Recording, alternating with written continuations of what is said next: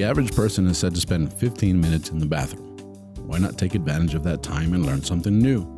Presenting the 15-minute podcast on weird facts, crazy details, and funny particulars that you'll be able to enjoy while you're taking a on your free time. Welcome to The Shit with Sam Butler. Welcome to another episode of The Shit Podcast. I have a very special guest, a good friend of mine, stand-up comedian. He tours all over the country. As a matter of fact, he's here in Ciudad Juarez because he's doing a show. By the time this episode airs, though, the show will have been long gone. It was a badass show. Thank you, people. Thanks, everybody. You do some English stand-up as well, right? Just a little bit. Like, I haven't done much, to be honest. That's cool. I would love to put some English shows together here in Mexico. Yeah. Like, I know that there's a market for it in some cities, not everywhere. But Mexico City. Mexico City. You been to the Pinche Bar? I headlined that Pinche Gringo bar. Yeah, I did. I headlined that show one time in English, which was pretty cool to do English stand-up comedy in Mexico City. That's amazing. For native English speakers, because there's a lot of foreigners. Yeah, it was a little different because there was a lot of expats. Right. Yeah, and I had people there that were from Ireland and England and Indonesia, and I was like, Indonesians speak English? You know, they like, can travel. This is what? Yeah, very nice shows, man. It was very nice because it was a truly international experience for a show. I mean, it's one thing, we grew up on the border, so we're used to doing English and Spanish, but to go to a show where you have people from all over the world, the only other places in the U.S. that I feel like it's kind of like that is like New York a little bit and like Las Vegas. You get that a lot. But to go to another country, do a show in your native tongue, and then have all these people from all... I would imagine cruises are like that too, but I'm not a cruise ship comic yet. I can imagine. I've never done cruise ships either. But I think it's very I think they do a lot of what is it, like general type of comedy? I guess everybody can relate. Yeah, you have to make clean it comedy. Generic. It has to be. I think I have a couple of buddies that do cruise ships, and they have to have a clean show, and then they have like a late dirty show for adult audiences. Oh, okay. But you got to have like 4 hours of material that you could use so that you can rotate the shows throughout the week. Right. Is what they say, but I don't know. I'm claustrophobic. Not claustrophobic. I'm like ADHD, so I think I would kind of go crazy on a ship. Right. I don't know. It's not appealing to me. But that being said, thank you for being here on this podcast. Again, thank you. I found some information that I thought was pretty interesting. Today's actually very close to the Independence Day in Mexico. Right. And, of course, the Independence Day in Mexico, you drive down the street and there's all kinds of flags. Which is not Cinco de Mayo, by the way. Cinco de Mayo. No, that's May 5th, it's not. Yeah, that's the Mexican themed St. Patrick's Day. Pretty much, yeah. For basically. White people. Yep.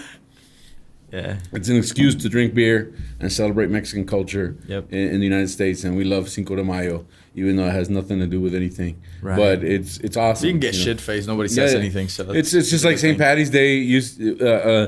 I live in El Paso. Everybody's Latino, but they celebrate St. Patty's Day because it's an excuse to get shit-faced. So it's cool. But St. Pedro's Day. Yeah. But you see flags all over the place. It's September. It's a patriotic month here in Mexico. So we started talking about.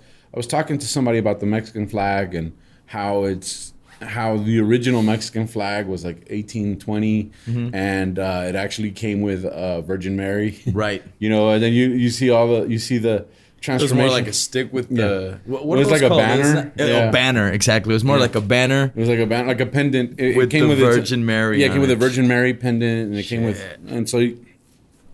Also, the evolution of... We are independent now. Yeah. We want to be ruled by the Virgin Mary. Like, fuck, man. Yeah. Don't do it. Don't. We hate the Spaniards, but we're keeping the Virgin Mary. You know? It's like, But... fuck the Spaniards. Let's keep the religion. So that got me thinking about flags, and I started looking up information on flags, There's some islands called the Atoll Islands, and the Bikini Atoll's flag, that's one of the islands, is it's very similar to the U.S. flag, but in the white strips, it actually has black stars. Black stars? Inside the white strips? Inside the white strips. But it also has the other But it has the blue. Stars. Yeah, but they're a little different. It almost looks like an H, but it's stars, right? Okay. Well, those black stars were put on there to spite the United States because they wanted to remind them of the money that the U.S. should owe them for all of the nuclear testing that they did on their islands, and how they have all this radiation poisoning. So they put those those black stars in there to remind them, like, hey, you should be compensating us for what you did. Where are these islands? The atoll. I'm not sure. Can you look? What is it? Caribbean, or is it like in? Is it in another? Is it in the Pacific? The atoll islands. Islands. Yeah, well, he checks that. So they do have, and I looked up a picture of it, and it had like little black stars in the white stripes. Right. And I think the number of stars represent the number of islands and stuff like that. Right. So I thought that was a pretty interesting fact about flags. The Filipino flag, it's flown with a red stripe when they're during wartime, and that same flag is flown with a blue stripe during times of peace. So they changed their flag. They changed their flag. It's the same flag. Whenever it's red when it's wartime, yeah. and it's blue when it's peacetime. That was pretty interesting. That is interesting. I didn't even know they can do that. Like, I didn't know you could change your flag depending on some status. Like, we're currently in debt, so it's a green flag now because there's a lot of money in debt. And then it's like we're in the red. And then it comes back to white because we're in the black. Whatever. We're good, you know. I know the U.S. flag. We did an episode and we talked about the U.S. flag, how it was like in 1960. In the 1960s, the flag we know now got established because that's when we got Hawaii and Alaska. 1950s, early 60s, and a kid actually drew that flag as a because they had a contest, right? And this kid drew it for a school project, and he got a failing grade on it. Wow. But it got selected as the flag, so they had to change the grade back to a passing grade. So he failed it. He failed, but he still submitted it. Somebody liked it, like, this kid's a genius. Yeah. And the teacher's like, oh, shit, I look stupid now. Let me change his score. Yeah, there's so much information about flags. We don't even have enough time to go over all of them. But there's some good ones. Some other interesting. Yeah, very interesting. Like, for example, Denmark has the oldest flag. Okay. Right? The current Denmark flag, if you look at it, it's a red flag with a white vertical stripe and horizontal white stripe. So it's red with white stripes. With white. Right. Well, that flag, some sources say it has existed since the year 1219. Okay. Right. And that's considered the oldest flag to this date. Okay. And that hasn't changed. But it wasn't the first flag? Or it wasn't the first flag? No, it wasn't the first flag. Is the oldest in the same version? It's the oldest one that's been the same. That's been the same. Yeah, because I think flags predate that. 700 years, over 700 years? It hasn't changed. Yeah. Shit. Some sources said it was the 1500s, but I mean, give or take 300 years, I mean, it's pretty close. Denmark, you said? Denmark. How old is Denmark? Well, it's at least 700 years old. Is it 700 years old? It's pretty old, yeah. Okay. But one thing that I thought about Denmark that was really interesting is that it's legal to burn the Danish flag. You can burn the flag, in protest. But it's only because it has a cross. Yeah. No, I'm joking. Well, this is the thing. I'm joking. So it's legal. Yeah. Wow. But this is the thing. I don't see why it's illegal to do it anywhere else. It doesn't. That doesn't necessarily send out a message to hate your country. You know what I mean? Yeah. But well, get it, I guess. But it's illegal to burn foreign flags in Denmark. Oh, that makes sense. You don't want to go into war with a country who finds but it's it like, hey, offensive you can disrespect our flag. Right, because we know there's no problem, right? Like, there's no beef. But don't you dare disrespect other people's flags. Yeah, I think that's pretty cool. People bombing us, of course not. Yeah. Let's see. This story was like, whoa. So John Rabe, a member of the Nazi Party. John, what's his last name? Rabe, R-A-B-E. Rabe. A member of the Nazi Party, prevented the slaughter of hundreds of thousands of Chinese civilians at the hands of the Japanese. Okay. Are you familiar with Nanking? No. So before World War II, right, the Japanese invade China, and they're super brutal to the point to where they're raping women and children. Shit. And then they're chopping off their arms and legs. I mean, it's just the whole thing was incredible. Just fucking gruesome. Right. Man. But the Japanese respected the Nazis. So John Rabe decided to put a Nazi flag up and create a place for refugees. And that kept the Japanese from coming in and killing those people. Right.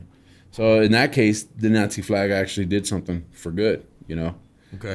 That whole... I didn't know anything about it till maybe 10 years ago. I saw a documentary on it where there was a Chinese-American girl that was doing a documentary on that whole event of Japan invading China. Right. And it was so disturbing. All of the details that she was able to uncover were so disturbing about what the Japanese actually did to the Chinese that after she finished the documentary, she was found on the side of the road where she had committed suicide. Holy because crap. She couldn't deal with all of the... And she was Japanese? She was Chinese. Oh, she was Chinese. She was Chinese American. So she's like, I don't know why this is not a bigger part of our history. Right. You know? So I had never heard of it, actually. So I thought that was a very, very interesting twist that the Nazi flag was actually used to save lives. To save some lives. Some lives at some point in time. How many people did they save, do you know? I said hundreds of thousands. Hundreds of thousands. Hundreds of thousands. So like they did more damage. I guess if you put shit on a balance, good. exactly. Yeah. They did more damage than good. But you have to understand this was before the Nazi Party was the Nazi Party that we knew. Right, that we know. That we know, right. After World War II. Historical events that we know about. Yeah, but I thought that was a very interesting thing to look up. It is, man. It's crazy. Yeah. There was a 15-year period where the French flag was completely white. Okay. Just white. Just peaceful. Yeah, non-brand. On brand. On brand. Yeah. 15 years. Completely white. Yeah. 15 years? When was this? From what year to what year? I don't have that. It just said a 15-year period. Okay. I thought it was cool, but I didn't research that. Isn't the white flag like a peace surrender? Flag? Like, yeah, surrender peace. Yeah. Like, I don't know, but don't bomb us. I guess they were like, and if you look at the French flag, it's just 3 stripes, so it's red, white, and blue. So you go, Yeah. That's it. 1814 and 1830. 1814 to 1830. Yep. Wow. Okay. So that period, it was just a white flag, which is very weird because the French are very ornate. They like putting fleur-de-lis on everything. They like wrought iron. Everything is like a lot of finishing touches on everything. So for them to go, maybe they were just like recalculating or saturated. Fuck it. I can't think of anything. Just make it white for a few years. Yeah. The American flag that was planted on the moon during the Apollo 11 cost $5.50. And they say that, but the shipping was expensive. But the shipping was expensive. Yeah, it was like for only $5.50, you can get this flag to the moon with separate handling and shipping and handling fee. Shipping and handling of $12 billion. $27 million. Yeah. And if you act now, you get another flag for free. Another one for free. It was said that the exhaust from the lunar module actually blew it down. And then that the UV... Like they had one job and they fucked it up? Yeah. Are you serious? And then, shit, man. And then the sun, UV rays and wind and then radiation and everything disintegrated it. They said at least it was $5 worth. So. Yeah. I think they should have invested a little more on the flag, though. Man. A $20 flag would have lasted a little longer, I guess. Yeah. One made out of a spacesuit. Yeah. That's what they should have done. But one made out of a spacesuit, yeah. The little flag on the spacesuit, they could have used that. I don't know if you noticed this, but I don't know if you've seen this or not, but a lot of the military, if you see them, or especially like airplanes and stuff, the U.S. flag is backwards. I'd never seen that. Why is that? I'd never noticed. I mean, like I've seen it. I think I've only seen it in movies, and it's not backward in movies. It's backwards, and it's because it depicts what the flag would look like if you were running forward in motion, if you had it on a pole, right? Okay. So when you look at the U.S. flag, it has the rectangle with on the 50s on the left. Upper side. Well, it's reversed on the uniform because we're moving forward in a battle, kind of a thing. Oh, okay. So the rectangle's on the right. Okay. It trips you out a little bit when you see it because you go, flag's backwards. It looks, but I guess it looks weird. But it makes sense why they did that. And I'm gonna leave the two last flags. I mean, I have more, but we're running short on time. But these were like, whoa. So the very first Olympic flag, okay, went missing. The very first. The very first one that they made. Was it the same design? I believe it had the 5 rings and the colored rings. Yeah, but the very first one went missing for 77 years.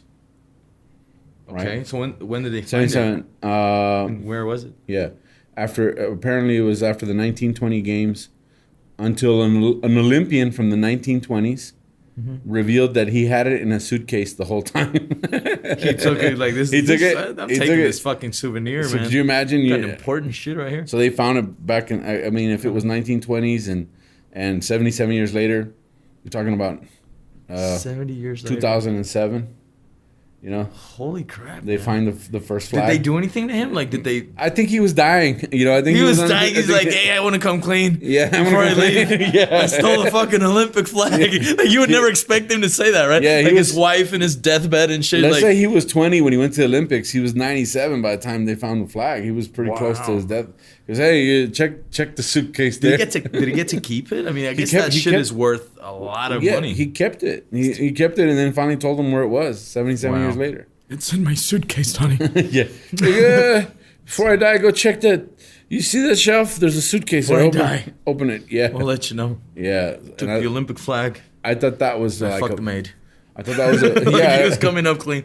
Yeah. He's coming clean. And this one, I think, is a very, very interesting fact, because as a stand-up comedian, we always come across somebody that does a joke that's very similar to ours. Right? And then sometimes we say, that guy stole my joke. Right? Yeah. And then it becomes this big fight over who did the joke first. Right. And then nobody ever wins that argument, because you look petty for complaining about it. The other guy looks like he stole it. Everybody ends up mad at each other. Yeah. Who the fuck are you both? Yeah. Like, who cares? Like, who cares? So fuck it. And then there's that classic parallel thinking. Right. Where they say, well, it's possible that two people in completely opposite parts of the world have the same joke. Or the same point of view on something, I guess, because that's where the joke comes from. So they might have the same opinion on something, and then that... There's 5 or 6 different options you have for any for any opinion. I mean, there's some jokes that you go. There's some jokes that you go. That's pretty much word for word. You know, like hey, like you can tell. Yeah, you can tell. I think you can tell. Well, this is very, very this is a very interesting story. So in 1936 Olympics, Liechtenstein. I don't know where Liechtenstein is. Liechtenstein. Yeah, that's a country. It's a country, Liechtenstein. Stein sounds like what? Next to Sweden. Sweden. It's Liechtenstein, and Haiti found out they had the same flag. No, are you kidding me? The identical same flags.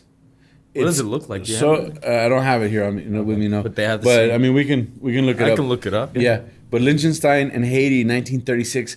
Their flag was so identical that they discovered that they both participated in the Olympics under the same flag. You know, it's like that's crazy. like it was like, here's Liechtenstein's flag, here's Haiti's flag. Here's Haiti's flag. Identical.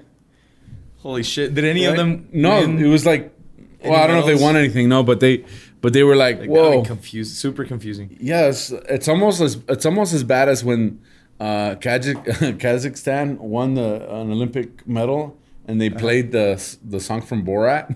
No, they did that? They did that. Shit, man. For the national anthem, they put the Borat song. They put the Borat by accident. song. That's fucking hilarious. Like whoever was in the booth crazy. Googled it, and then they were like, "Oh, Kazakhstan," and then put the music, and it was the song from Borat. You know, this happened in 1936. Liechtenstein and Haiti. They didn't know until they competed against each other, and they're like, "Hey, that's my flag. Hey, that's our flag." You know, that was what year? 1936. 1930. Oh yeah, they had no internet. 1936. No way internet. They could have known that. They both so far away. So that kind of proves parallel thinking. Like for it to be so exact that you both walk out with the same flag. That's insane. and Liechtenstein had to add a crown, and Haiti added their coat of arms. Okay. You know, which is very interesting because the Haitian coat of arms actually has like rifles on it, and that was another thing that like there's. Did they eventually change it or something? They added their coat of arms to make it different. Right.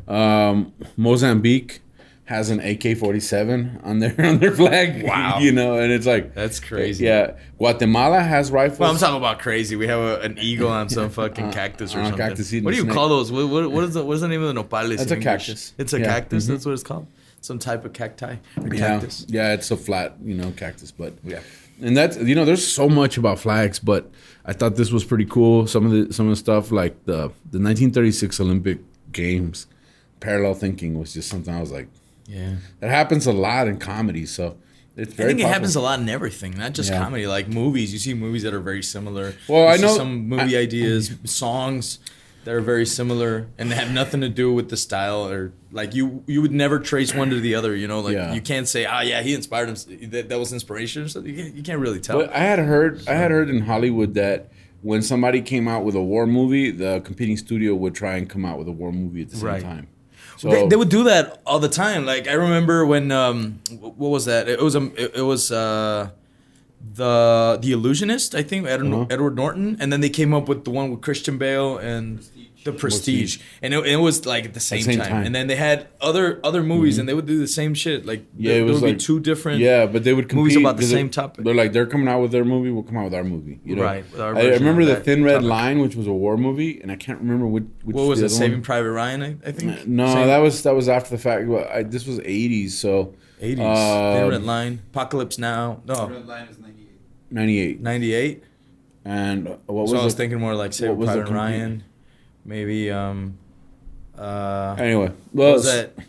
Yeah, I can't remember. But studios do that; they compete with each other. Yeah. But this was 19, sense. like you said, there's no internet in 1936, so that's pretty interesting. But that wraps us up on this episode of the Shit Podcast. Thank you guys for joining us. Thanks, y'all. It's very interesting. There's a whole art study, a whole career out of studying flags. So you can look up as much information as you want, but this at least gets you through the next doctor's office small talk conversation. Right. Like let's make some small about talk. flags, right? Yeah, You're in a about bar. flags. Hey, you come here often? Did you know that the Haiti flag and Liechtenstein they were the same? They were the same. It was in the Olympics.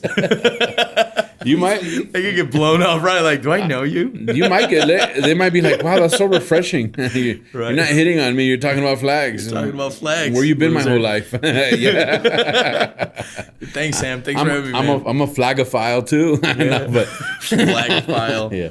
But hey, thanks for joining us, man. I appreciate you doing the podcast in English. Thanks, man. A lot of our audience. I think it's the first one I've done in English, to be honest. It's awesome. First one I've been invited to in English. Most of our audience for the English podcast is in Mexico and South America and Argentina. Really? Yeah, it's crazy. That's awesome. And they love it. I get a lot of positive feedback because they say, hey, it's great because we get to practice our English, and it's also great to see that your guests it's their first language is Spanish, but it's good to see them speaking in a foreign language because that gives us inspiration to try harder, you know.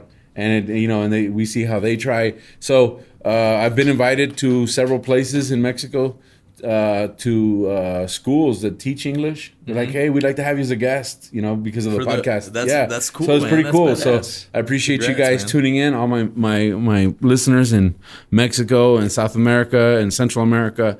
Thank you guys, and thank you for being on the show, Luiki. Thanks, man. Thanks for having me. Loved it. Where can people find you? I mean, we're gonna have it on the title but where can people find you on social media? They can find me on you can find me as Luiki Wiki everywhere. LuikiWiki. Yeah. Anywhere. Instagram, Facebook. I use Instagram most of the time. I have a Facebook page, but I don't really don't use it personally. Like I have somebody uploads shit, but I don't really use it. Yeah. I use Instagram. Yeah. And Twitter probably. And YouTube for the podcast because I have that other podcast. Yeah, and you can plug your podcast too. What's thanks. your podcast? Yeah. It's called Desde el Tercer Piso, which we're 30-year-olds talking about 30-year-old people problems, right? Yeah. And that's basically it, man. With touch of comedy. Yeah, that's cool. And it airs. We bring out a new episode every Thursday, 1 p.m. There's a live chat, and we'll see you guys there. Yeah. And you can find me as Tu Amigo Sam on all my social media. And my YouTube channel is Tu Amigo Sam as well. Please like and subscribe and make sure you hit the notifications button. And I'm on all of the platforms for podcast as Sta Cagado Podcast. Just look up Sta Cagado Podcast and you'll see the shit episodes there as well. Podcast. Thank you guys for joining us. That's it for this episode of the Shit Podcast. Gracias. Thank you. Thank you, man.